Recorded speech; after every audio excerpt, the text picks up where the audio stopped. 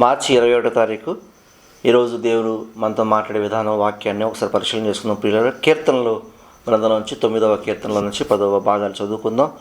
యెహోవా, నిన్ను ఆశ్రయించు వారు నువ్వు విడిచిపెట్టేవాడు కావు, కావున నీ నామం ఎరిగిన వారు నిన్ను నమ్ముకొందురు. చూడండి, వాక్యం చాలా బాగా చెప్తుందండి.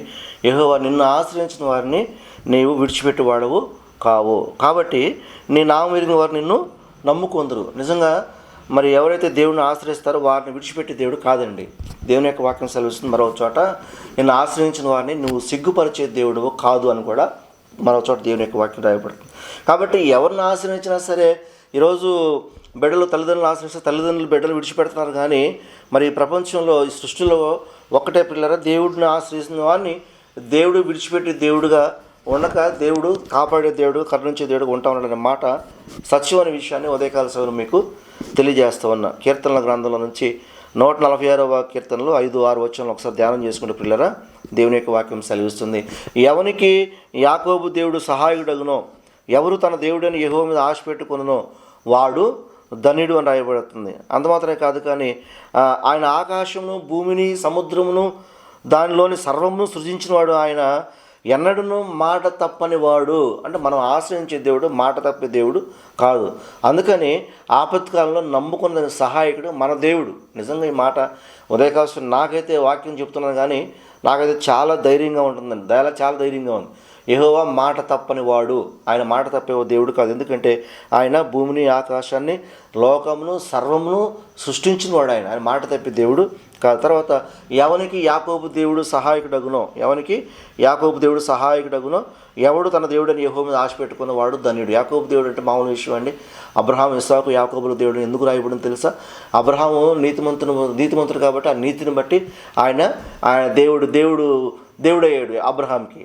అబ్రహాం సంతానం బట్టి ఏసాకు నా తండ్రి దేవుడు అని చెప్పేసి అని దేవుడిని ఆరాధించడం కొలిచాడు. కానీ యాకోబు దగ్గరికి వచ్చేసరికి అబ్రహాం మనవడం యాకోబు స్వయంగా దేవుడిని చేరుకోవటం దేవుని దృష్టిని ఆకర్షించింది. పిల్లలు దేవుడితో పోరాడి గెలిచాడు.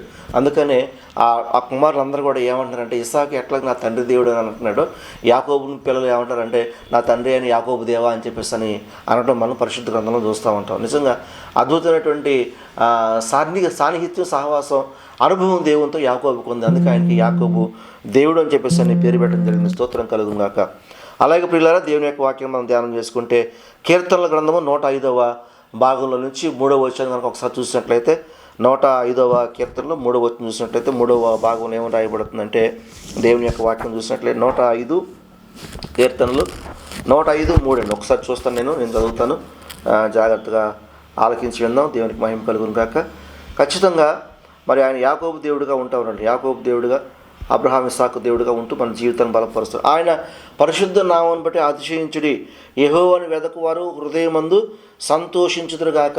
వాక్యం ఏం చెప్తుందంటే, ఆయన పరిశుద్ధ నామాన్ని బట్టి అతిశయించుడి, యెహోవాను వెదకువారు హృదయమందు సంతోషించుదురుగాక అని దేవుని యొక్క వాక్యం సెలవిస్తుంది. ఎవరిని ఆశ్రయిస్తున్నావో, ఎవరిని వెతుకుతున్నావో, ఎవరిని నమ్ముతున్నావో వారు ధన్యులు అని చెప్పేసి అని పిల్లరా, ఉదయకాల సమయంలో దేవుని యొక్క వాక్యం చాలా స్పష్టంగా రాయబడుతుంది.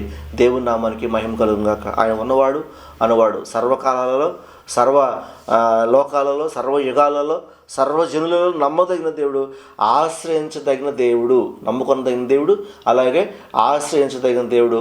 ఆయనే యాకోబునకు ప్రత్యక్షమైన దేవుడు.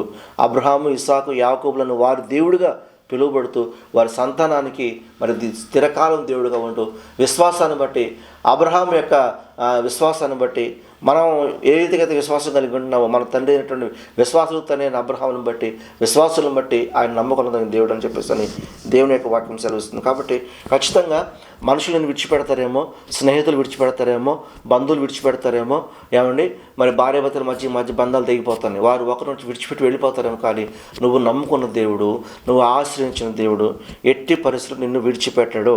ఎందుకంటే ఆయన నమ్ముకొనదగిన దేవుడు, నమ్మదగిన సహాయకుడు, ఆదరించేవాడు, బలపరిచేవాడు.